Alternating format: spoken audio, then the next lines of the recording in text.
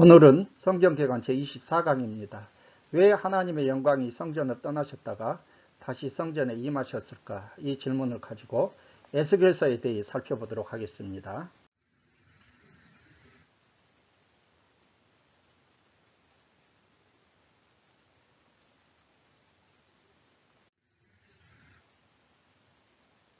먼저 바벨론 포로 시대 개요에 대해서 살펴보도록 하겠습니다. 바벨론 포로 시대란 남유다가 바벨론의 느부갓네살 왕에게 멸망한 BC 586년이죠. 그리고 바벨론은 또 메데파사 페르시아에게 멸망하지 않습니까? 그래서 메데파사의 페르시아의 왕 고레스의 칙령에 의해서 귀환한 BC 538년까지의 이 기간을 바벨론 포로 시대라 그렇게 부르고 있습니다. 바벨론 포로 및 귀환에 대해서는 우리가 중요한 연대표를 좀 알아야 하는데요. 바벨론 1차 포로 BC 605년이죠. 그리고 이때 다니엘이 포로로 붙잡혀갔습니다. 바벨론 2차 포로는요. BC 597년, 어떨 때는 598년이라고도 하는데 이때 에스겔이 포로로 붙잡혀갔고요. 그 다음에 바벨론 3차 포로는 BC 586년, 이제 예루살렘이 완전히 멸망하고 유다가 멸망한 그때죠. 그리고 바벨론에서 이제 포로로 귀환하는 것은 이것도 1차, 2차, 3차에 귀환했는데요. BC 538년 수룹바벨의 인도하에 1차로 귀환했고요. 그리고 귀환해서 성전이 다시 건축을 중단되었다가 학개와 스가랴 선지자의 동료에 의해서 BC 516년에 성전이 완공되죠.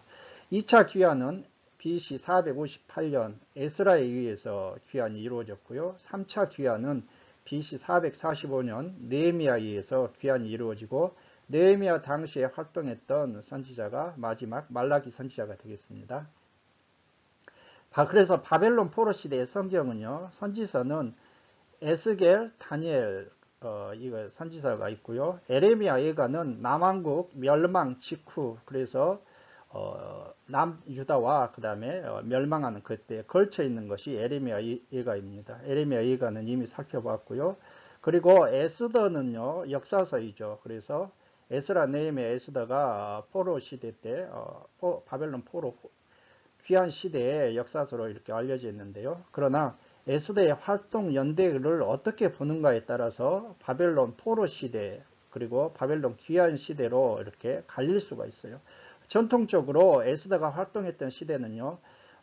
바벨론 귀환 1차 귀환과 2차 귀환 이 사이라고 그렇게 알려져 있습니다. 그래서 이때로 보게 되면은 바벨론 귀환 시대의 역사서로 볼 수 있는데 그러나 또 요즘에 와서는 에스더의 활동 연대를 바벨론 포로 1차 귀환 이전이라고 이렇게 보는 견해도 있어요. 그렇게 본다면 바벨론 포로 시대고요. 그리고 바벨론 귀환 시대로 본다고 할지라도 이 에스더는 나중에 이제 자세히 살펴보겠지만은 바벨론에서 포로에서 귀환하지 않고 바벨론 파사 그러니까 페르시아죠. 거기에 남아있던 사람들이 있었던 사건이니까 어찌되었던 바벨론 포로 시대나 바벨론 귀환 시대로 본다 할지라도 바벨론 포로지에서 있었던 그러한 사건이었기 때문에 바벨론 포로지에서 있었던 포로 시대라고 그렇게 볼 수가 있는 것입니다. 자, 그래서 구약성경의 시대 구별 내용 전체 제가 이 강에서 자세히 설명했는데 오늘 살펴볼 것이 포로 시대이고요. 여기에서 이제 살펴볼 것이 에스겔, 다니엘 그리고 에스더도 그래서 여기에 넣는 이유가 여기에 넣어놨습니다. 원래는 전통적으로는 포로 귀환 시대에 의해서 에스라, 느헤미야, 에스더가 이렇게 편성되어 있는데 저는 바벨론 포로 시대 그래서 에스겔과 다니엘 끝나고 에스더를 먼저 살펴보도록 하겠습니다. 오바다에서 말라기와 선지자들의 활동은 자꾸 살펴보는 건데 다니엘과 에스겔은 바벨론 포로지에서 바벨론에서 예언 활동을 했고 나중에 이제 학개, 스가랴, 말라기는 바벨론 포로지에서 돌아온 이후에 유다 지역에서 이제 예언 활동을 했던 선지자들이 되겠습니다. 에스겔 개요에 대해서 살펴볼까요? 에스겔이란 책 이름은 에스겔은 하나님께서 강하게 하신다 혹은 하나님은 강하시다 이러한 뜻이 되겠습니다. 저자 및 기록 연대는 저자는 에스겔입니다. 에스겔은 제사장 가문 출신으로서 유다 여호야긴 왕 때 바벨론 느부갓네살의 2차 침공 때 바벨론의 2차 포로로 끌려갔습니다. 에스겔은 에레미야처럼 선지자이면서 제사장이고요. 그는 바벨론의 포로로 붙잡혀간 지 5년째인 BC 593년에 선지자의 소명을 받았고 이때 그의 나이는 약 30세였습니다. 제사장이 취임할 나이죠.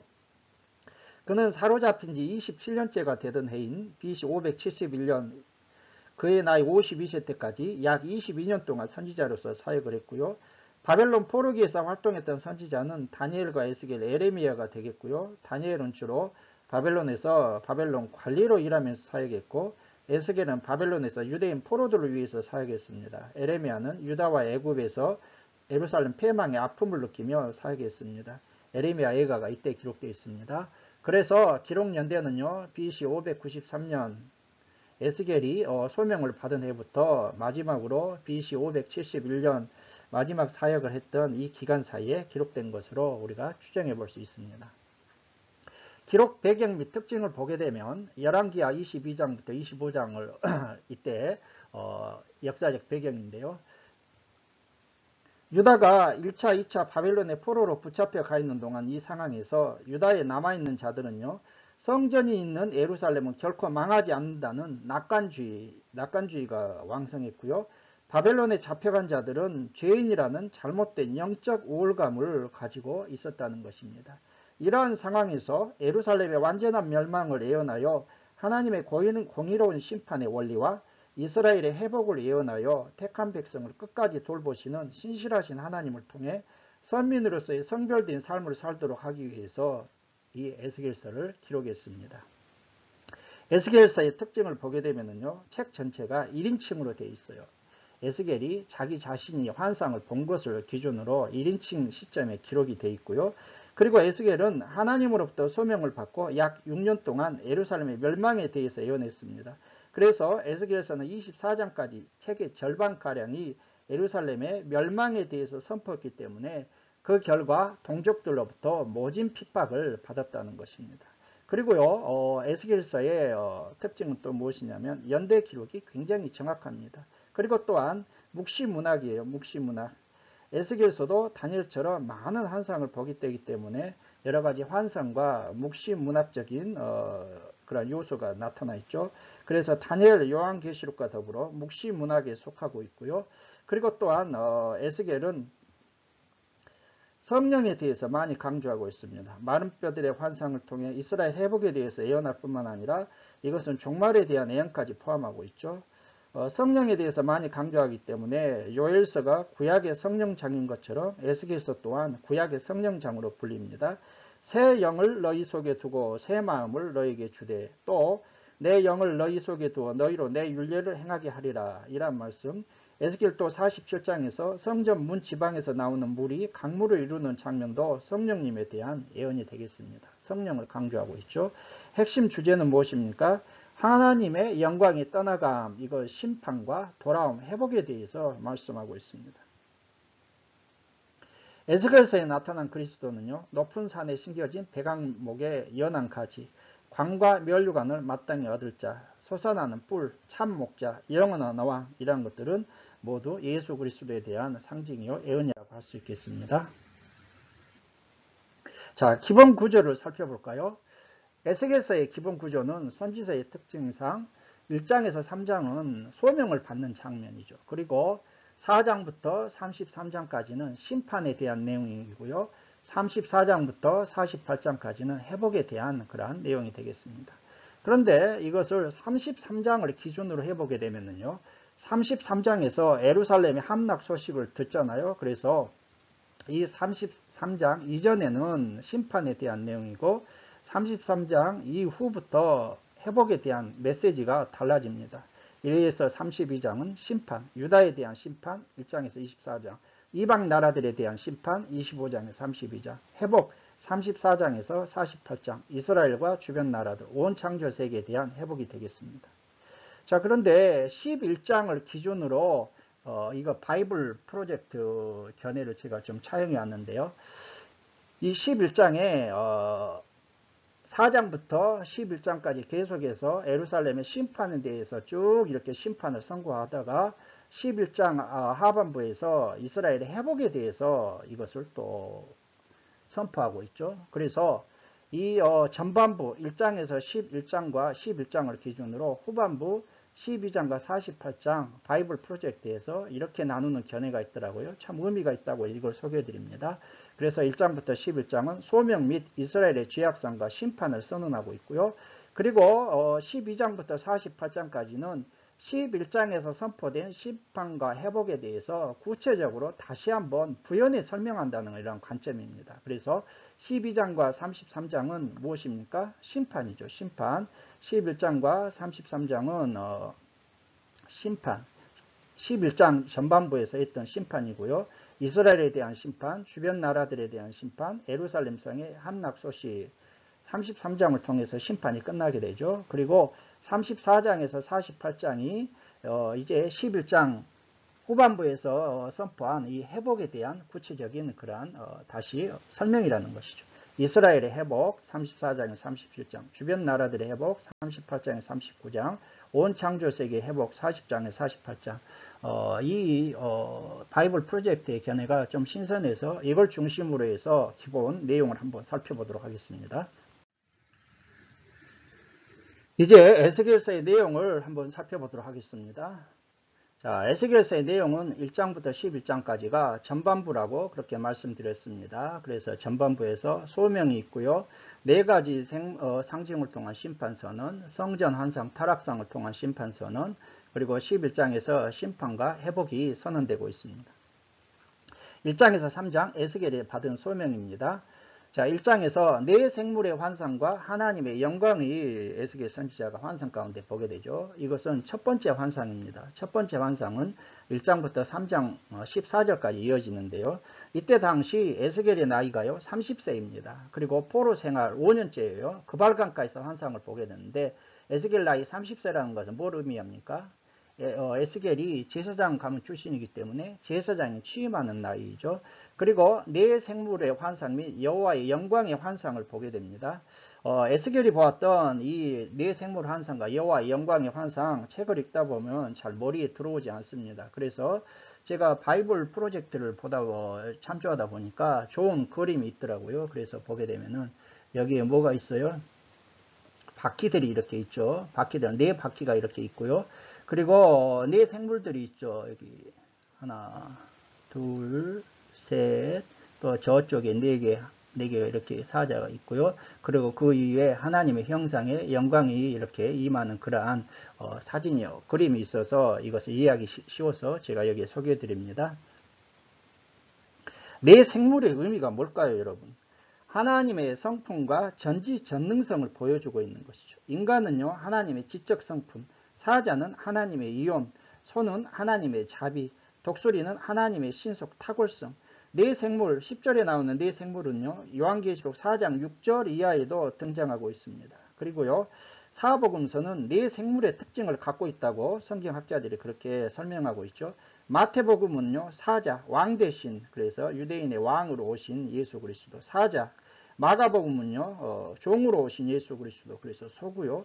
누가복음은 인자를 강조하죠. 그래서 사람. 요한복음은 하나님의 아들로 오신 신성을 강조하시는데 이것은 독수리, 이렇게 하나님의 네 가지 성품을 묘사하고 있다. 이것이 네 생물의 특징이라는 것입니다. 자, 여러분, 그발 강가에서 하나님의 그러한 임재의 영광을 보게 되는데, 그발 강강이 어디냐면요, 여러분 여기 이제 여기에서 보게 되면은 여기 그발강, 그래서 여기 이렇게 가지 않습니까? 여기에 이제 이렇게 가서 이게 유프라테스 강, 그리고 이게 쭉 이렇게 흘러가면서 티그리스 강으로 이렇게 가는데, 이 그발 강가를 중심으로 해서요, 바빌로니아에서 유배당했던 유대인들의 정착지가 여기 니프로 있지 않습니까? 니프로, 델아비브, 델엘라, 델하르사, 여기 그발강 근처에 유대인 정착지가 많이 형성되어 있었다는 것입니다. 그래서 그발강가에서 에스겔이 환상을 보는데, 왜 그래요? 이제 예루살렘 성전이 파괴됐기 때문에 성전이 없어요, 여러분. 성전이. 그래서 이 사람들은 성전이 없기 때문에 강가에 가서 주로 이제 뭡니까? 기도도 하고 하나님을 예배하는 것이죠. 그래서 시편 137편 1절에 시온을 기억하며 그발강가에서 울었다고 그렇게 나오지 않습니까? 통곡하며 기도하는 것이죠. 사도행전 16장 13절에서 사도 바울이 이제 마게도니아 성, 첫성 거기에 가서 기도할 때에도 거기서 기도를 하는 그러한 장소, 강가가 그런 역할을 하고 있습니다. 자, 여러분, 그렇다면 왜 여호와의 영광이 바벨론에 임했을까? 이것은요, 이때 당시 포로민들의 신학적 문제가 있었어요. 리바이블 아카데미에서 제가 참고했는데요. 약속의 땅, 가나안 땅, 약속의 땅을 벗어나면 그래도 우리는 언약 백성인가? 성전이 멸망하고 없는데 우리는 어디에서 예배하고 성전이 없는데도 하나님은 임재하시는가? 이제 성전도 다 파괴되고 언약 백성들이 망했는데 그래도 하나님은, 우리가 믿는 하나님은 패배자가 아니라 역사의 주관자인가? 이런 심각한 신학적 문제를 가지고 있었는데 하나님의 영광이 바벨론에서 그발 강가에서 하나님의 영광이 임하면서 그들의 잘못된 생각을 깨뜨리셨다는 것입니다. 약속의 땅을 벗어나도 여전히 언약 백성이다. 그래서 언약 백성답게 살라. 성전이 없어도 하나님은 성전에만 갇혀있는 하나님이 아니라 하나님은 모든 온 세상의 하나님이다. 그래서 예배하고 하나님을 예배하고 살아라. 하나님은 이스라엘만의 하나님이 아니라 온 세상의 주권자이시다. 이러한 관점에서 하나님의 영광이 바벨론에 임했다는 것입니다. 그리고 2장에서는 에스겔을 부르시죠. 하나님께서 에스겔을 부르시고 이스라엘의 패역한 백성에게로 보내시면서 듣든지 아니 듣든지 하나님의 말씀을 전하라고 하십니다. 또한 안팎에 재앙의 말이 기록된 두루마리 책을 주시면서 받아 먹으라 이렇게 말씀하죠. 그러니까 에스겔이 순종합니다. 에스겔이 두루마리 책을 받아 먹자 입에서 꿀같이 달았고요.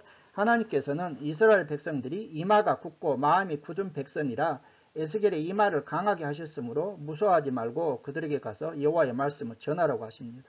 주의 영이 에스겔을 들어올려 데리고 가서 에스겔은 여호와의 권능에 감동되었고 델아비브에 이르러 백성들과 7일을 지내게 됩니다. 7일 후에 하나님은 에스겔을 이스라엘의 파수꾼으로 세우시고 파수꾼의 역할을 태만히 하지 말고 충성되게 감당하라고 하십니다. 하나님께서는 에스겔에게 권능으로 임하시고 집으로 들어가 문을 닫으면 말 못하는 벙어리가 되고 하나님의 말씀하실 때만 입을 열 것이라고 그렇게 말씀하고 있습니다. 자, 이제 두 번째로 네 가지 상징을 통한 심판이 선언되고 있습니다. 4장부터 7장이죠. 이것은 시각적 효과를 통한 그러한 하나님의 말씀의 전달입니다.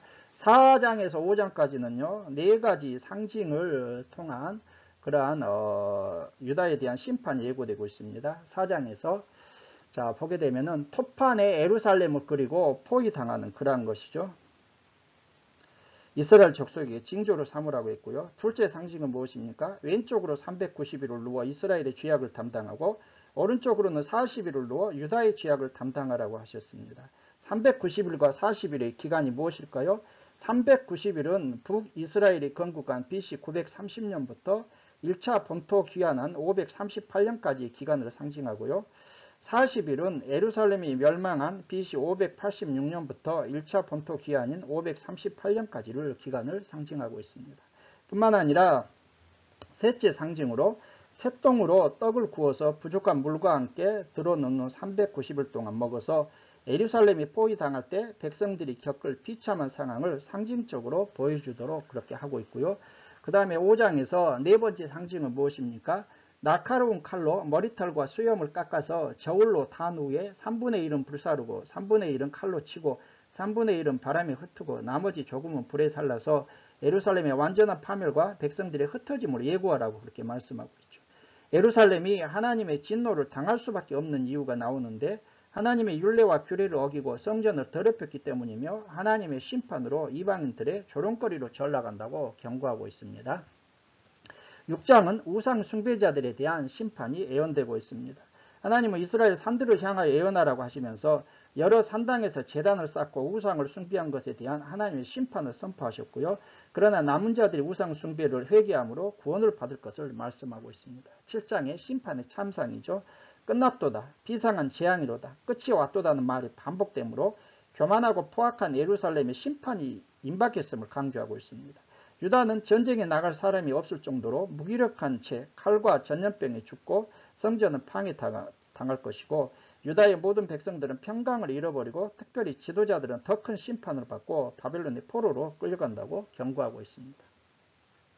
이제 세 번째로 성전 환상, 성전의 타락상을 통한 심판이 선언되고 있습니다. 8장에서 11장까지죠. 이것은 에스겔이 본 두 번째 환상이 되겠습니다. 8장에서요, 여러분 성전에서 목격한 이 타락상, 예루살렘 성전 안에서 우상 숭배의 모습이 그려지고 있죠. 포로로 붙잡혀온 지 6년 6월 5일에 유다 장로들이 앞에 앉아있는 가운데 에스겔은 환상을 봅니다. 환상 가운데 주의 영이 에스겔을 예루살렘 성전으로 데려갔고 거기에서 질투의 우상을 섬기고 모든 우상들이 그려져 있는 방 안에서 70명의 장로들이 여호와께 이 땅을 버리셨다면서 우상에게 분향하고 있는 그런 모습을 볼 수가 있고요. 여인들이 우상 단무스를 위해 애곡하고 동쪽 태양에게 예배하는 모습을 보여주시면서 분노로 심판하신다고 말씀하고 있습니다. 자, 9장에서 우상 숭배자들에 대한 살육과 경건한 자들을 구별할 것이다. 이것을 말씀하고 있죠. 하나님의 예루살렘을 멸망시킬 자를 부르시자 6명이 손에 죽이는 무기를 잡고 노제단 곁에 섭니다. 그룹에 머물러 있던 하나님의 영광이 성전 문 지방에 이르더니 가는 베옷을 입고 서기관의 먹그릇을 찬 사람들에게 우상 숭배로 인해 탄식하는 자들의 이마에 표를 그리라고 하시고는 이마에 표 있는 자들만 제외하고 성소에서부터 시작하여 죽이라고 하자 그들이 나가서 치기 시작합니다. 에스겔은 하나님께 탄원하지만 하나님께서는 불쌍히 여기시지 않고 심판하시겠다 그렇게 말씀하고 있습니다. 자, 우리는 여기를 9장 4절을 통해서 하나님의 심판과 구원의 모습을 살펴볼 수 있는데 하나님은 경건한 자들의 이마에 표를 하라고 하고 이마에 표 있는 자들은 가까이 말라 성소에서 심판을 시작할지니라 말씀하고 있습니다. 하나님의 심판은 성전에서부터 성전의 지도자들로부터 시작된다고 베드로전서 4장 17절이 말씀하고 있고요. 그러나 심판의 와중에서도 경건한 자들을 구별하여 구원하신다는 것입니다. 이마에 표를 하는 자들이 누구입니까? 하나님께 죄짓는 모습을 보면서 울며 탄식하는 자들, 오직 하나님의 뜻대로 살기를 위해서 몸부림치는 자들. 신약에서 요한계시록에서는 어린 양 대신 예수 그리스도를 그러한 거짓 선지자들이나 그러한 사탄을 따라가지 않고 오직 예수만 붙들고 따라가는 이들이 바로 이마에 표 맞은 자들, 성령의 인친 자들이죠. 자, 10장에서는 숯불 재앙과 예루살렘 성전을 떠나가는 하나님의 영광의 모습입니다. 말씀하고 있죠. 하나님은 가는 배의 옷을 입은 사람에게 숯불을 취하여 예루살렘 성읍에 흩으라고 하시고 여호와의 영광은 성전 문지방을 떠나 동문에 머무십니다. 자, 그리고 11장입니다. 지도자들에 대한 심판과 하나님의 영광이 떠나죠. 예루살렘의 정치 지도자들은 예루살렘 심판에 대한 하나님의 말씀을 애국하여 예루살렘은 절대 망하지 않는다고 확신합니다. 하나님은 이들 지도자들에게 이 말 혹독한 심판을 선포했는데 에스겔이 예언을 할 때 분하의 아들 블라다가 죽었고요. 그러나 포로된 자들의 마음을 정결케 하여 하나님의 백성으로 삼고 돌아오게 하시겠다는 회복의 말씀을 주시고 하나님의 영광이 떠나 성읍 동쪽 산에 머무르고 에스겔은 다시 갈대아 땅으로 데려감으로 환상이 끝나게 됩니다. 그래서 11장에서 4장부터 11장까지 선포된 심판, 그리고 심판으로 끝나는 것이 아니라 회복을 말씀하고 있죠. 한 마음, 새 영, 부드러운 마음을 주어 회복하게 하시겠다는 것입니다. 지도자들의 잘못된 확신이 3절에 나오죠. 집을 건축할 때가 가깝지 아니한즉 이 성읍은 가마가 되고 우리는 고기가 된다는 것은 에레미야가 포로민들에게 보낸 편지에서 예루살렘은 완전히 멸망하고 돌아오려면 오랜 시간이 필요하므로 바벨론에서 집을 짓고 거기 살라는 에레미야 29장 5절을 애고가해서 바벨론에서 집 건축할 때는 아직 멀었다고 조롱하는 말이 되겠고요. 또한 이 성읍은 가마가 되고 우리는 고기가 된다는 것도 에레미야의 이 성읍이 끓는 가마가 되고 성읍민들은 다 죽게 된다는 에레미야 1장 13절의 말씀을 변조한 것이죠. 즉 예루살렘은 절대 망하지 않고 자신들은 그 안에서 잘 먹고 잘 산다는 의미에서 이렇게 말을 하고 있는 것입니다. 자, 여러분, 그렇다면 왜 하나님의 영광이 성전을 떠나셨을까? 굉장히 중요한 에스겔 선지자의 그러한 핵심 질문을 한번 우리가 살펴볼까요? 하나님의 영광이 그룹에 머물다가 성전 문지방으로 옮기셨고 성전 동문으로 옮기셨다가 성읍 동쪽 산으로 물러가시는 떠나가시는 모습이 그려지고 있습니다. 하나님의 영광이 떠나는 이유는 무엇일까요? 이스라엘의 죄악이죠. 죄악.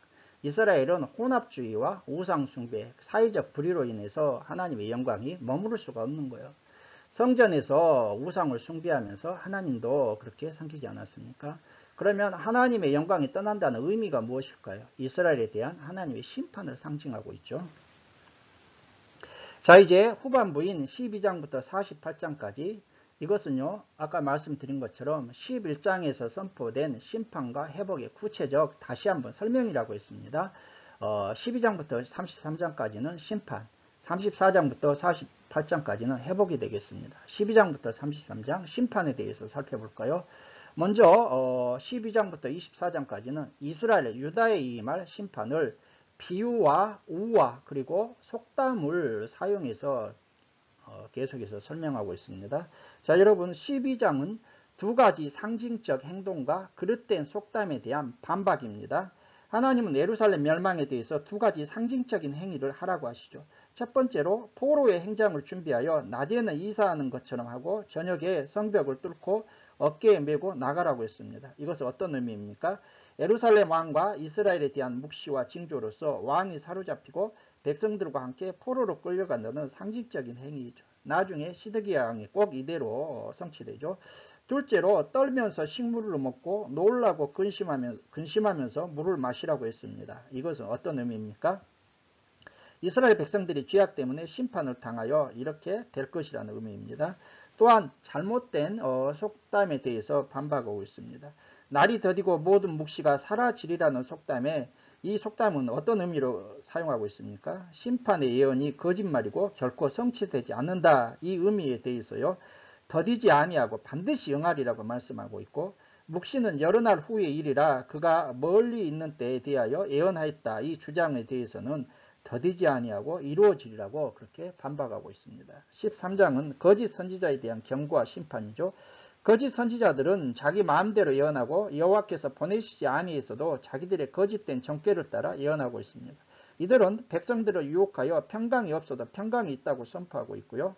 하나님께서는 에스겔 선지자에게 이들의 임할 심판을 경고하라고 하셨습니다. 또한 거짓말로 예언하는 여선지자들도 자신들의 이익을 위해서 백성들의 영혼을 죽였으므로 하나님의 심판이 임한다고 그렇게 선포하고 있습니다.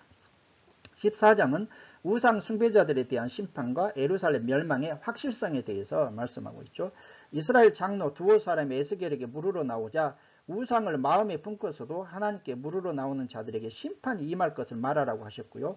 하나님께 불법한 예루살렘은 노아, 다니엘, 욥이 있어도 자기의 의로 자기 생명만 구원받을 것이라고 하므로 예루살렘 멸망의 확실성이 선포되고 있습니다. 예루살렘은 네 가지 중한 벌, 칼, 기근, 사나운 짐승, 전염병으로 망하나 그 가운데도 남은 자가 있어서 위로를 받는다고 말씀하고 있습니다. 유다 멸망의 필연성에 대한 비유들이 15장부터 19장에 걸쳐서 선포되고 있죠. 자, 15장은 무익한 포도나무의 비유입니다. 숲풀 가운데 있는 포도나무는 무엇을 제조할 수도 없고 오직 땔감으로만 쓸 수 있는 것처럼 예루살렘도 불에 던져 심판받을 것이다. 그것이 무익한 포도나무 비유고요. 16장은 음란한 여인에 대한 비유와 하나님의 사랑에 대해서 선포하고 있습니다. 하나님은 비참하고 보잘것없는 예루살렘을 택하여 신부로 삼아주시고 많은 영광과 은혜를 베풀어 주셨다. 그러나 예루살렘은 신랑 대신 하나님을 버리고 음란한 여인처럼 지나가는 모든 자와 더불어 음란을 많이 행하는 우상 숭배의 죄를 저질렀는데 이것은 방자한 음녀의 행위와 같다는 것입니다. 하나님은 이들을 혹독하게 심판하시는데 이들의 죄악은 사마리아와 소돔과 고모라의 범죄 행위보다 더 크기 때문이라는 것이죠. 그러나 이 와중에서도 언약을 기억하고 회복시켜주는 사랑을 베풀어 주신다는 것입니다. 자, 17장은요. 두 독수리와 포도나무 비유와 백향목 비유가 나오고 있죠. 두 독수리와 포도나무 비유를 수수께끼 형식으로 말하고 비유를 해석한 후에 백향목 비유를 통해 당시 유다 왕국의 국제 정세를 밝히고 필연적인 멸망을 선포하고 있습니다. 두 비유에 대해서 한번 살펴볼까요? 두 독수리와 포도나무 비유가 있습니다. 바벨론과 시드기야와 애국과의 관계에 대한 역사적 배경을 말하고 있어요. 큰 독수리는 바벨론 왕 느부갓네살이고요. 연한 가지 끝은 여호야긴 왕, 장사하는 땅은 바벨론 땅, 그 땅에 종자는 시드기야 왕, 털이 많은 큰 독수리 하나는 애굽 왕, 바벨론을 배반한 시드기야 왕이 심판받을 것을 의미하고 있고요. 백향목 비유는 무엇입니까? 1차적으로는 유다의 회복이고요. 2차적으로 메시아 왕국의 도래에 대한 예언이 되겠습니다. 느부갓네살이 유다의 높은 가지를 취하여 바벨론에 이식한 것처럼 하나님께서도 진정한 유다의 높은 가지를 취하여 시온산에 심고 하나님 나라를 회복하시겠다는 의미가 되겠습니다. 연한 가지는 메시아이신 예수님을 의미하고요. 연한 가지인 메시아가 거대한 백향목으로 자라서 하나님 나라가 확장되고 땅의 모든 족속들이 안식을 누린다는 의미가 되겠습니다. 그래서 하나님 나라는 그러한 예수님께서 겨자씨 피우 이런 것으로 설명하셨는데 여기도 그러한 연한 가지인 메시아가 하나님 나라를 그렇게 거대하게 된다는 것입니다. 자, 이제 18장을 통해서 신포도 속담에 대한 비유가 나오죠. 이스라엘에는 아버지가 신포도를 먹었으므로 그의 아들의 이가 시리다는 속담이 있었어요. 하나님께서는 다시는 이스라엘 가운데서 이 속담을 쓰지 못하게 하시겠다고 책망하시면서 의인은 반드시 살지만 의인의 아들이라도 죄를 범하면 반드시 죽고 또 악인의 아들이라도 의를 행하면 반드시 살고 아버지 악인은 죄 가운데서 죽는다고 말씀하고 있습니다. 그런데 이스라엘은 아들이 아버지의 죄악을 담당한다고 말하는데 이건 무슨 뜻이에요? 조상들 때문에 자신들이 고통을 당한다며 자신들의 죄악을 조상들에게 전가시키고 있는 그런 의미에서 이 속담을 사용하고 있죠. 이것은 잘못된 것으로서 오직 각 사람은 자신의 죄 때문에 죽을 뿐이다. 하나님은 악인이 회개하면 용서하시고 의인이라도 다시 범죄하면 심판하시는 분이므로 이스라엘 족속들은 주의 길이 공평하지 않다고 불평하지 말고 회개하여 죄에서 떠남으로 살라고 촉구하고 있습니다. 구약이나 시작이나 오직 자신의 믿음으로 구원받는 것이죠. 그래서 간혹 믿지 않는 남편들이 아내 치맛자락 붙들고 천국 간다는데 천만의 말씀입니다. 오직 우리는 자기 개인의 믿음으로 예수 그리스도를 믿고 구주로 고백함으로 구원받는다는 걸 에스겔 선지자도 그렇고 신약도 그렇고 다 마찬가지이죠. 자, 이제 19장에 사자와 포도나무 비유에 대한 애가가 나오고 있습니다. 암사자가 기른 새끼가 젊은 사자가 되어 사람들을 삼키다가 이방에게 붙잡혀 애굽으로 끌려가 죽고 다른 새끼도 젊은 사자가 되어 사람을 삼키다가 이방에게 붙잡혀 바벨론 왕에게 끌려가 오게 갇히게 됩니다. 또 물가에 심겨진 포도나무 가지가 무성하고 그중 하나가 많은 가지 가운데서 뛰어나 보이다가 뽑혀서 땅에 던짐을 당하고 그 열매들을 태움을 당한다면서 선지자는 애가를 지어 부르게 되죠. 자, 사자의 비유와 포도나무 비유의 해석을 보면요. 사자 비유는 유다의 두 왕 여호아하스와 여호야긴이 압제와 포악을 자행하다가 결국 비극적 종말을 맞이할 것을 의미하고 포도나무 비유는 마지막 왕 시드기야가 역시 돌이켜 회개하지 않고 행악하다가 유다 백성들과 함께 멸망당할 것을 의미합니다. 결국 유다는 자신들의 죄 때문에 필연적으로 심판받을 것을 경고하며 슬퍼하는 애가가 되겠습니다. 이제 20장부터 24장까지는 이스라엘의 죄악에 대한 지적과 하나님의 심판을 최종적으로 선포하고 있죠. 20장 이스라엘의 역사 해고와 불타는 남방숲 비유가 되겠습니다. 이것은 포로 생활 7년 5월 10일에 에스겔에게 물으러 온 장로 여러 사람에게 주신 여호와의 말씀입니다. 하나님께서는 애굽에서 하나님의 선택과 이스라엘의 불순종, 출애굽한 이스라엘의 광야에서의 범죄와 하나님의 심판, 가나안 땅에서의 우상 숭배 등 출애굽부터 예루살렘의 멸망 질전까지 역사를 해고하시면서 이스라엘의 죄악을 지적하십니다. 이에 하나님께서는 능한 손과 편팔로 분노를 쏟아 심판하시나 백성들을 포로지에서 돌아오도록 회복시키실 것을 선포하고 계시죠. 그리고 불타는 남방 숲의 비유를 통해 하나님의 심판 경고를 무시하는 유다 백성들에게 임할 심판의 맹렬함을 다시 한번 선포하고 있습니다. 21장 여호와의 심판의 칼. 하나님께서 칼을 빼어 예루살렘의 의인과 악인을 쳐서 끊으실 것이라고 에스겔에게 선포하라고 하시고요. 또 예루살렘을 칠 날카롭고 예리한 칼이 준비되어 있으므로 부르짖어 슬피 울라고 에스겔에게 명령하고 예루살렘을 치러 오는 칼은 바벨론이고 하나님의 크신 권능으로 예루살렘은 바벨론을 통해 심판받고 이후 암몬 족속도 멸망당한다고 그렇게 말씀하고 있습니다. 22장은 예루살렘의 죄악상과 풀무불 비유입니다. 예루살렘은 가증한 우상숭배와 또한 모세 율법의 모든 윤리와 도덕들을 어겼다. 하나님은 이들에게 보응하여 열국으로 흩으시고 풀무불 속에 찌꺼기, 범죄하고도 돌이킬 줄 모르는 이들은 하나님께 아무런 쓸모가 없는 존재들이라는 의미에서 풀무불 속에 찌꺼기를 그렇게 말씀하죠. 풀무불 속의 찌꺼기와 같은 예루살렘은 풀무불 속에서 녹는 것과 같은 고통을 당하게 됩니다. 예루살렘의 선지자들은 거짓 예언으로 영혼으로 삼켰고 제사장들은 율법을 범하고 성물을 더럽혔으며 거룩함과 속된 것을 구별하지 아니하였고 백성들은 가난하고 궁핍한 자를 압제하고 학대하였다. 하나님의 심판을 막을 한 사람을 찾았으나 찾지 못할 정도로 타락한 예루살렘은 결국 진노의 불로 멸망당한다는 것입니다. 그래서 22장은 예루살렘의 지역상과 풀무불 비유인데요.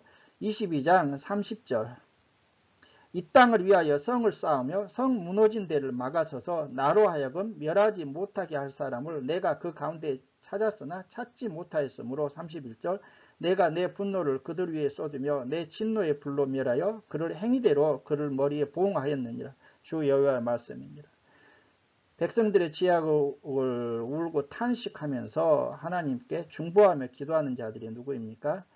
이 땅을 위하여 성을 쌓으며 성 무너진 데를 막아서는 자들이에요. 여러분 우리는 하나님의 말씀대로 하나님의 은혜 가운데 말씀대로 살아가야 되지만은 하나님의 심판을 막는 그러한 아브라함이 소돔과 고모라 상을 향해서 의인 10명을 놓고 기도했던 것처럼 우리가 예루살렘과 이 나라 이 땅에 죄악을 품고서 하나님 앞에 성 무너진 데를 막아서기 위해서 중보 기도하는 그러한 그리스도인들의 역할이 되어야 된다는 것입니다. 23장 두 음녀 오홀라와 오홀리바에 대해서 말씀하고 있습니다. 한 어머니의 딸인 오홀라는 사마리아이고요. 오홀리바는 유다이죠. 오홀라는 하나님보다 아수르와 애굽 등 이방을 의지하고 우상을 섬기다가 아수르에 멸망당했는데 그의 아우 오홀리바 남쪽 유다는 이것을 보고도 회개치 않고 북쪽 이스라엘보다 더 간음하고 부패하였다. 이에 하나님께서는 바벨론을 통해 예루살렘을 쳐서 약탈하고 수치스럽게 만드실 것을 선포하고 계시죠. 오홀라와 오홀리바의 가증한 일을 하나님은 재판하여 심판하시고 이 땅에서 음란을 그치게 할 것이다. 그렇게 선포하고 있습니다. 24장 끓는 가마 비유와 에스겔의 아내가 죽음이 기록되고 있죠.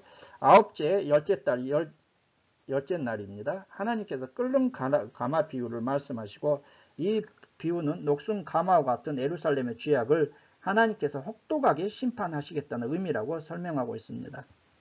또한 에스겔의 아내가 죽어도 관습에 벗어난 비상식적인 행동을 통해 예루살렘 멸망의 표징이 될 것과 가장 사랑하는 에스겔의 아내가 죽는 것이 예루살렘 멸망의 표징이 된대요.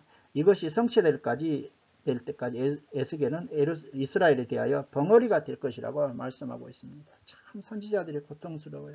에레미야 선지자도 아내가 죽어 장가도 가지 말라고 했잖아요. 그리고 애통하지도 말라고 했습니다. 자, 이제 25장에서 32장은요, 주변 나라들의 임할 심판이 선고되고 있죠. 자, 그래서 25장은요, 암몬, 모압, 에돔, 블레셋에 대한 심판이 선고되고 있습니다. 그리고 26장에서 28장은요, 두로에 대한 심판이 선고되고 있죠. 26장은 두로의 멸망 원인과 그리고 심판의 참상이 기록되고 있습니다. 예루살렘의 멸망을 기뻐했던 두로는 하나님의 심판으로 멸망당하고 주변 나라들은 크게 소동하며 두로는 완전히 황폐하게 된다는 것입니다. 자, 두로의 멸망은요. 두로는 바벨론 느부갓네살에 의해서 1차적으로 점령을 당하고요. 나중에 철저하게 황폐하게 되죠. BC 333년 알렉산더가 두로를 완전히 멸망시킴으로 성취하게 됩니다. 그리고 두로에 대한 애가가 27장에 나오고 있죠. 하나님께서는 두로의 멸망을 조롱한 애가를 지어 부르라고 하시면서 두로는 큰 배에 비유될 정도로 아름다움과 영광을 누리고 해상 무역을 통해 부를 축적했다. 그러나 두로는 갑작스럽게 멸망하고 열방은 두로의 멸망을 슬퍼하며 통곡한다. 그렇게 기록하고 있고요. 28장에서는 두로 왕의 교만에 대한 책망과 및 시돈의 심판에 대해서 말씀하고 있습니다. 두로 왕은 자신의 번영으로 마음이 교만하여 하나님처럼 행동하다가 하나님의 심판으로 멸망당한다. 그리고 두로 왕의 교만을 사탄의 교만에 비교하여 애가 형식으로 조롱하며 폭로하고 있죠. 시돈 또한 멸망당하고 이스라엘의 포로는 귀환하고 그곳에서 평안히 살며 복을 누리게 된다는 것입니다. 두로 왕의 교만에 대한 심판에 대해서 잠깐 살펴볼까요? 이것은 사단의 교만에 대한 심판을 비유적으로 보여주죠. 28장 11절과 19절이고요. 이사야 14장 12절과 14절에서도 나오고 있습니다. 사단의 타락과 타락 전의 상태를 보여주고 있다는 것입니다. 지혜와 아름다움, 내가 에덴에 있어 13절 기름 부음을 받고 지키는 그룹이었더라 14절 완전 마침내 불의가 드러났고 내가 범죄하였도다. 그러므로 내가 너를 쫓아내었고 내가 아름다움으로 마음이 교만하였으며 이렇게 이 근거 에스겔 28장 11절과 19절 이사야 14장 12절에서 14절에서 사탄 마귀가 타락해서 쫓겨나게 대한 그 심판의 그러한 근거 구절로서도 많이 인용되고 있습니다. 29장은 애굽에 대한 심판이죠. 애굽에 대한 심판. 그런데요, 29장은 하나님은 자기의 강들 가운데 놓은 큰 악어가 사람들에게 사로잡히는 비유를 통해 애굽의 멸망과 처참한 멸망의 상황을 1절부터 16절에 걸쳐서 말씀하고 있죠. 이것은 27째 해 첫째 날 초하루에 BC 571년으로 1절에서 16절의 예언으로부터 16년 후가 되겠습니다. 가장 늦은 예언이에요. 그래서 여호와의 말씀이 임했는데 애굽에 두로를 치던 느부갓네살에 의해 심판을 받는다는 것입니다. 그래서 1절부터 16절은 포로 10년 10월 12일에 주어졌고요. 17절 이하는 포로 27년 1월 11일 BC 571년 가장 나중에 받은 그런 말씀이 되겠습니다. 30장 애굽과 그 동맹국들의 심판. 하나님께서 심판하실 여호와의 날이 가까웠고 애굽과 그 동맹국들은 심판에 인하여 황폐하게 된다고 말씀하고 있고요. 그리고 31장에서 아수르에 비유된 애굽의 멸망에 대해서 말씀하고 있고 32장에서 애굽 멸망에 대한 애가를 부르라 그렇게 말씀하죠. 이것은 포로 12년 12월 1일 BC 585년 에스겔 선지자가 예루살렘 함락 소식을 들은 지 2개월 후입니다. 하나님께서는 선지자에게 애굽과 바로의 몰락에 대하여 애가를 지어 부르라고 하십니다. 한때 여러 나라의 사자로 생각했던 바로는 실상은 발로 강을 휘저어 더럽히는 큰 바다 악어일 뿐이다. 하나님께서는 많은 백성 바벨론 왕 느부갓네살을 통해 심판하신다. 애굽의 바로는 아수르, 엘람, 메섹과 두발, 에돔과 시돈처럼 멸망당하여 수월에 내려가 함께 미움을 당한다. 이렇게 애가를 지어 부르라고 말씀하고 있습니다. 이제 33장에서 예루살렘의 함락 소식이 이제 듣게 되죠. 하나님은 에스겔을 이스라엘의 파수꾼으로 삼으시고 나팔을 불어 경고하라고 하시면서 나팔을 불었음에도 경배하지 아니하면 그 피가 자신들에게 돌아가지만 파수꾼이 나팔을 불지 않아 죽임을 당하면 그 죄를 파수꾼의 손에서 찾으신다고 그렇게 말씀하고 있습니다. 에스겔도 파수꾼이고 우리 모든 그리스도인들은 주의 복음 나팔을 불어야 될 파수꾼의 사명이 우리에게 있는 것이죠. 또한 에스겔 선지자로 하여금 악인이 되었건 의인이 되었건 그들의 행위대로 심판받고 구원받음으로 죄에서 돌이켜 회개하여 구원받을 것을 전하라고 하셨습니다. 예루살렘의 함락 소식을 전하러 온 자가 오기 전날 하나님께서 에스겔의 입을 여셨고 본토의 남은 자들에게 대한 심판을 선포하시고 바벨론 포로지에 있는 백성들도 선지자의 말만 듣고 행하지 않는다고 선지자를 가수로 여긴다고 그렇게 책망하고 있습니다. 이제 34장부터 48장 마지막 회복에 대해서 살펴보겠습니다. 이스라엘의 회복, 주변 나라들의 회복, 온 창조세계 종말론적 회복에 대해서 말씀하고 있죠. 먼저 34장에서 37장 이스라엘의 회복에 대한 내용이 되겠습니다. 34장 거짓 목자들에 대한 책망과 참 목자를 통한 구원에 대해서 말씀합니다. 자기만 먹고 양떼들을 먹이지 않는 이스라엘의 거짓 목자들을 대적하여 양떼를 그들의 손에서 찾아 건져내고 그들은 다시는 양떼를 먹이지 못하게 하신다고 하셨고요. 하나님이 친히 목자가 되셔서 양들을 찾아 본토로 데리고 가서 먹이신다. 하나님께서는 악한 목자들과 악한 양들까지도 심판하시고 참 목자 되신 메시아를 세워 양들을 먹이시고 화평과 평화의 왕국을 이루시겠다고 말씀하고 있습니다. 35장은 에돔의 멸망에 대한 예언이 되겠고요. 36장은 이스라엘의 회복에 대한 예언이 되겠습니다. 이스라엘은 이방의 모욕을 받아왔지만 이제 이방이 모욕을 받게 된다. 이스라엘은 바벨론에서 귀환하고 옛 영토 위에 생육하고 번성하게 된다. 하나님의 이름을 더럽힌 이스라엘은 하나님의 무서운 심판을 받았는데 하나님의 거룩한 이름을 위해서 회복하시는데 이스라엘의 새 마음과 새 영을 두어 하나님의 정결한 백성이 되어 황폐한 땅에서 살게 하신다. 그래도 이스라엘 백성들은 하나님의 회복의 약속이 이루어지기를 구해야 된다. 그렇게 말씀하고 있습니다. 그래서 36장에서 기도와 관련하여 굉장히 중요한 말씀을 하고 있습니다. 하나님께서 이스라엘의 회복을 말씀하셨어도 36장 37절 주 여호와께서 이같이 말씀하셨느니라. 그래도 이스라엘 족속이 이같이 자기들에게 이루어 주기를 내게 구하여야 할지라. 내가 그들의 수요를 양떼같이 많아지게 하되. 하나님의 회복 선포로 이스라엘이 수요를 양떼같이 많아지게 하신다고 약속하셨어도 그래도 뭐래요? 이스라엘 족속이 이같이 자기들에게 이루어지기를 내게 구하여야 할지라. 하나님의 약속이 선포되었어도 그 약속 붙잡고 그 약속이 이루어지려고 하나님께 기도해야 한다는 것입니다. 37장 마른 뼈들에 대한 환상과 두 막대기가 하나됨의 비유입니다. 에스겔이 본 세 번째 환상이죠. 여호와의 영이 에스겔을 데리고 가서 골짜기 가운데 두셨는데 흔히 환상 골짜기라고 부르죠. 뼈가 가득한 골짜기에서 하나님의 말씀을 따라 생기가 들어가서 살라고 되어냈을 때 그들이 살아 큰 군대를 이루었는데 마른 뼈는 여기서 마른 뼈는 바벨론에서 포로된 소망 없는 이스라엘을 상징하고 큰 군대를 이룬 것은 바벨론에서의 귀환과 이스라엘의 회복에 대한 환상이 되겠습니다. 그래서 여기에서 생기야 들어가라 그렇게 대언하는 것입니다. 하나님의 말씀을 대언할 때 하나님의 말씀이 들어갈 때 하나님의 생명인 말씀이 들어갈 때 회복이 이루어진다는 것이죠. 두 막대기가 하나 되게 하는 비유는 장차 이스라엘의 하나됨과 다윗 왕권의 회복을 상징하고 있는 내용이 되겠습니다. 두 막대기가 하나됨의 의미 남북 이스라엘의 하나로 회복될 1차적으로는 바벨론 포로에서의 귀환이나 종말론적으로는 이스라엘의 영적 회복과 로마서 11장 1절, 로마서 11장 26절에서 27절이죠. 이스라엘의 영적 회복과 다윗의 후손인 예수 그리스도에 의한 영적 이스라엘 후손들에 대한 예언이 되겠습니다. 24절에서 28절에 내 종 다윗은 다윗의 후손으로 오신 예수 그리스도를 의미하죠.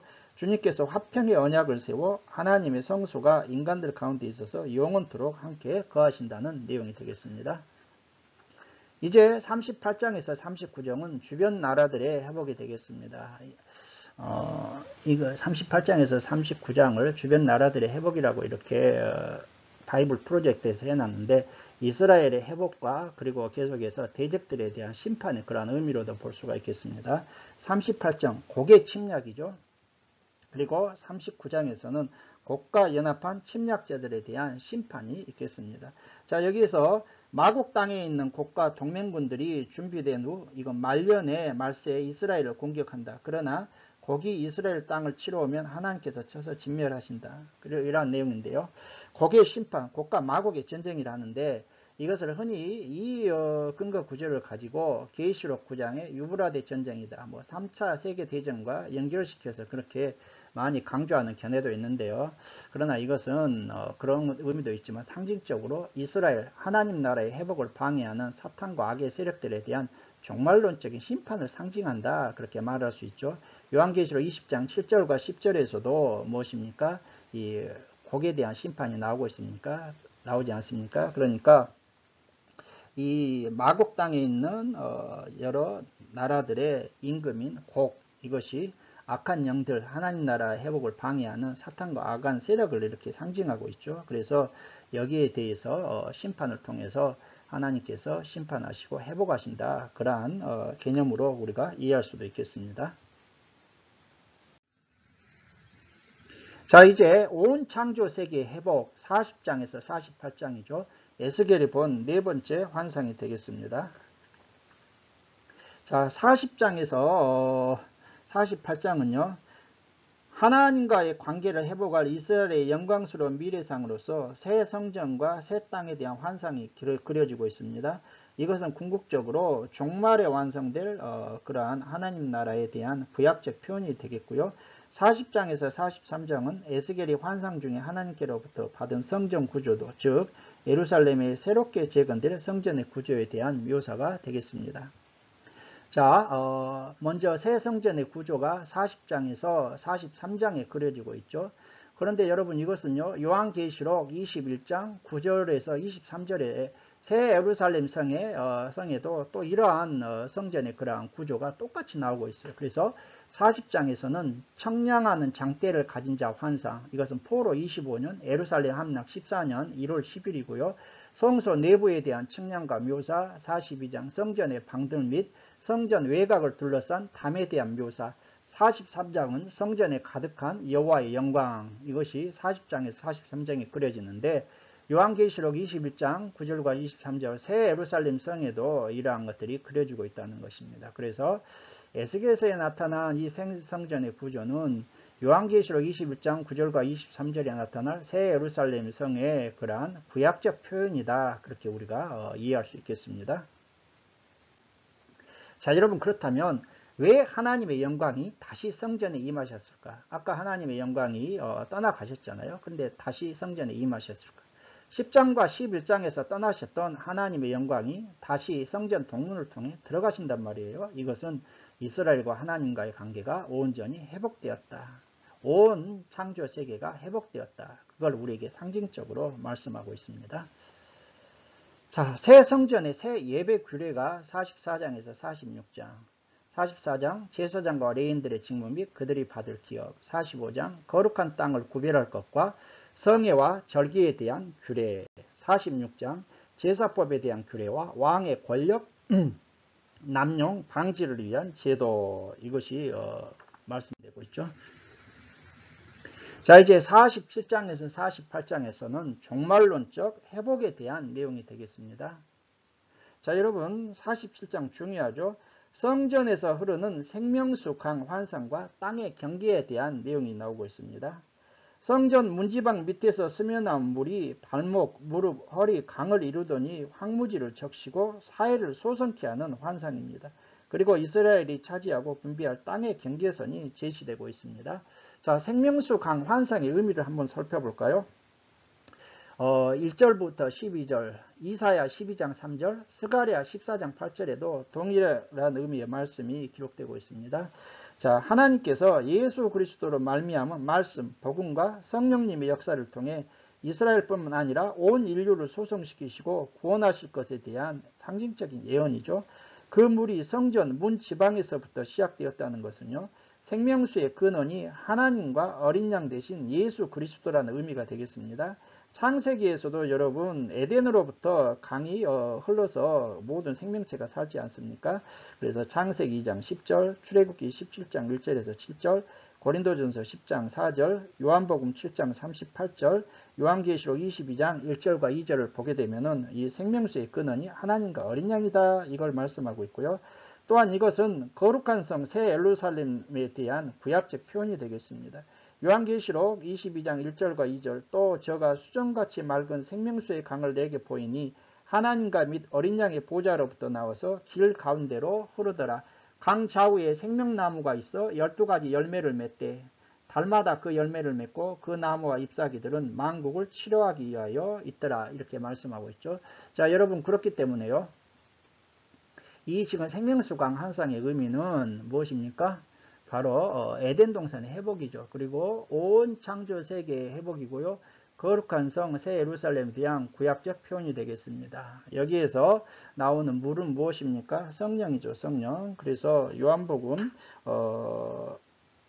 7장 38절에 보게 되면 예수님을 믿는 자들에게는 배에서 생수가 흘러나오리라 했는데 바로 성령을 말씀한다고 했어요. 제가 바이블 창세기 하면서요, 창세기 강의 7강 인간 창조의 재진술과 에덴 동산에서 에덴 동산 구조의 모형론적인 의미가 무엇인가 거기에서 자세히 설명해 나왔어요. 이걸 보게 되면은 에덴 동산이 성전에 대한 모형이었고, 그래서 성전에, 그리고 요한계시록에 나오는 새 예루살렘 성까지 그게 성경이 일목요연하게 관통하고 있어요. 그 의미를 설명해 놨으니까 여러분들이 창세기 강의 7강 인간 창조의 재진술과 에덴 동산, 네 번째 에덴 동산 구조의 모형적 의미를 참고해 주시기 바랍니다. 그리고 48장에서 새 땅의 분배에 대한 예언이 나오고 있어요. 새 땅의 분배의 의미가 무엇일까요? 새 땅의 분배에 대한 의미는요, 출애굽한 백성들이 가나안 땅을 분배받고 안식에 들어간 것처럼 새로운 영적 이스라엘인 온 하나님의 백성들이 새 하늘과 새 땅에서 영원한 안식에 들어갈 것에 대한 의미라는 것입니다. 자, 마지막으로 왜 에스겔서는 여호와 산마로 끝날까? 그래서 48장 35절에 여호와 산마로 끝나고 있죠. 여호와 산마 무슨 뜻이에요? 여호와께서 거기 계시다. 왜 여호와 산마로 이렇게 끝맺고 있을까요? 거룩한 성 새 예루살렘에서 하나님이 그들과 함께 계신다. 그래서 요한계시록 22장 3절에 하나님이 그들과 함께 계신다고 말씀하고 있고, 요한계시록 22장 3절에서도 어떤 말씀이 있습니까? 하나님과 그 어린 양의 보좌가 그 가운데 있다. 이 말씀과 통하잖아요. 통해. 여호와 산마, 구약적 언어죠. 여호와께서 거기 계신다. 요한계시록 끝나면서 뭐예요? 하나님이 그들과 함께 계신다. 여기 새 예루살렘 성이죠. 그리고 하나님과 그 어린 양의 보좌가 그 가운데 있다. 똑같은 거예요. 그래서 에스겔서에서는 여호와 산마라, 하나님 여호와께서 거기 계신다. 왜요? 구약 백성들에게 주신 말씀이니까. 그러니까 구약적 언어를 사용해야 되죠. 그러나 요한계시록은 신약 백성들과 그 위에 모든 백성들에게 주시는 말씀이시니까 똑같은 말을 이렇게 구약적 표현을 쓰고 있죠. 그래서 에스겔서는요, 여러분, 요한계시록처럼 하나님이 이루실 회복의 구원 역사와 새 예루살렘 성에 대해서 구약적 언어로 말씀하시면서 종결되고 있다는 것입니다. 여러분, 그러니까 성경이 구약이 됐건 신약이 되었건 누가 주신 말씀이에요? 하나님이 성령 하나님께서 성령의 영감을 받은 자들에게 주신 하나님의 말씀이기 때문에 그 표현과 언어는 구약과 신약이라는 그러한 차이가 있지만 그 의미는 어떻습니까? 똑같다는 것입니다. 무엇입니까? 인간의 타락으로 심판받아 죽어야 되는데 하나님께서 회복시키신다. 누가 회복시키셔요? 여호와께서 하시는 거예요. 여호와 하나님. 인간이 뭐 할 수도 없고 하나님께서 예수 그리스도를 통해서 회복하실 구원 역사와 그리고 종말에 완성할 그러한 요한계시록의 새 예루살렘 성에 이걸 말씀하심으로 종결된다. 구약이 됐건 신약이 됐건 메시지는 똑같다. 이것을 꼭 확신하는 우리 복된 성도들이 되시기를 바랍니다. 자, 여러분, 저는 오늘 강의를 시작하면서 왜 하나님의 영광이 성전을 떠나셨다가 다시 성전에 임하셨을까? 이 질문을 드렸습니다. 이 질문에 대한 해답을 얻으셨습니까? 예, 하나님의 영광이 그룹, 성전 문지방, 성전 동문, 성읍 동쪽 산으로 떠나셨잖아요. 그러다가 43장에서 성전 동문을 통해 성전으로 들어가시는 환상을 보여주십니다.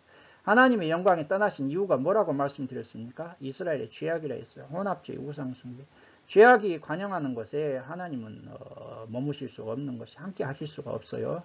자, 그래서 떠나셨다가 다시 임하신다는 의미는 떠나셨다는 것은 이스라엘에 대한 하나님의 심판을 상징한다면 다시 임하신다는 것은 이스라엘과 하나님의 관계가 회복되었음을 상징하고 있습니다. 자, 여러분, 이렇게 해서 오늘 에스겔서를 끝마치고요. 다음에는 다니엘서에 대해서 살펴보도록 하겠습니다. 오늘 강의를 시청해 주신 여러분들께 감사를 드리고 다음 다니엘서에서 더 좋은 강의 내용으로 찾아뵙도록 하겠습니다. 감사합니다. 안녕히 계세요.